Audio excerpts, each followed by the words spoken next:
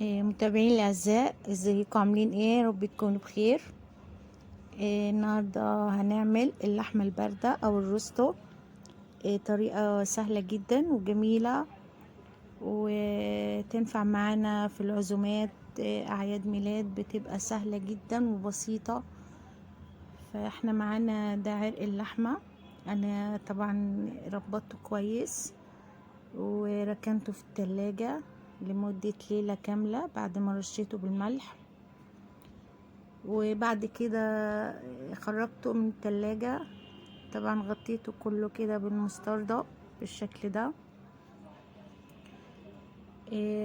وبعدين كده لازم ياخد صدمة بسمنة وزيت بالشكل ده. اديته صدمة من كل الجوانب، طبعا كل الاتجاهات. نزلنا طبعا بالفلفل، وده جزر وبطاطس، طبعا كلهم طرنشات بالشكل ده. دي يعني كمية الخضار اللي انا هسوي فيها اللحمة بالشكل ده.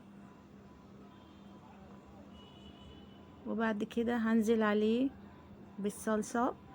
دي عبارة عن طماطم طبعا مهروسة مع فصين 3 توم، وطبعا توابل ملح فلفل بهارات لحمة.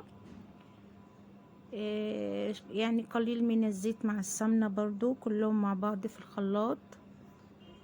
واغطيهم بورق الزبدة وبعدين ورق السيلفر.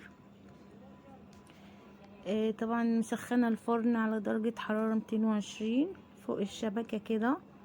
بياخد تقريبا من ساعة لساعة وربع من غير ما افتح ولا اشوف حاجة غير لما يستوي. بعد ساعة بالظبط ابدأ اكشف عنه. لو كان لسه محتاج كمان شوية عادي اسيبه كمان ربع ساعة. وبالفعل كده بعد ما استوى.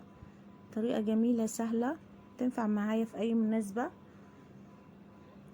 طبعا قبل ما اقطعه طرنشات كده لازم يتساب حتى ليلة تاني، او يعني اقل القليل ممكن 3 ساعات 4 ساعات نسيبه بعد السوا في الفرن لحد ما يبرد خالص، وبعدين يتقطع بالشكل ده. طعمه جميل جدا وطريقة سهلة وسريعة، مش متعبة خالص. وهنا بعد ما استوى بقت معايا اللحمة جميلة كده بالشكل ده، مستوية جدا ومهروسة.